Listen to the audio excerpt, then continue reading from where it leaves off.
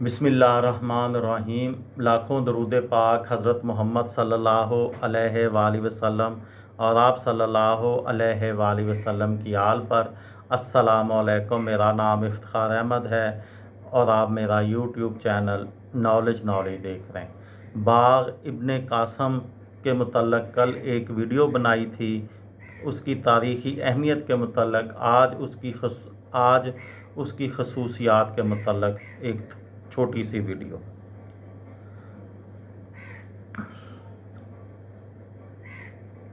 अप्रैल 2017 में Karachi metropolitan corporation के ज़रिए पार्क की दोबारा तज़ीन व आरइश की गई और 30 मार्च 2019 को वज़ीर आज़म इमरान खान के ज़रिए पार्क को दोबारा खोल दिया गया।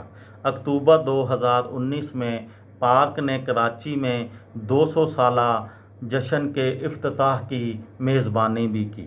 ये पार्क 130 एकड़ रकबे पर बहरा अरब के साहिल के करीब वाक़या है। पार्क के शुमाली किनारे में 1919 की Jahangir Kothari parade, Katrak bandstand और साबका कराची एक्वेरियम शामिल है। 1921 का Lady Lloyd Pier Jahangir Kothari parade के करीब पार्क के शुमाली किनारे से शुरू होता है और 600 फीट तक फैला हुआ है। इस पार्क में कछुए का तालाब, डायनासोर की दीवारें, 24 वाशरूम्स, एक मस्जिद, 20 पत्थर की छतरियां और गुलाब का एक बड़ा बाग भी शामिल है। ये 90 मीटर तक फैला हुआ है। कराची पोर्ट ट्रस्ट का फाउंडेशन भी यही है।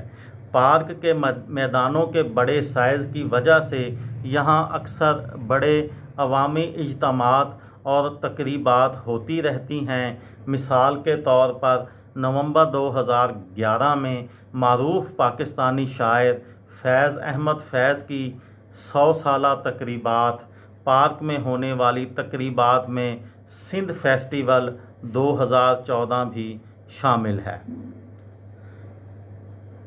ये थी मेरी आज की वीडियो। किसी दोस्त को, किसी भाई को, किसी बहन को फ़ायदा हो तो मुझे दुआओं में याद रखिएगा।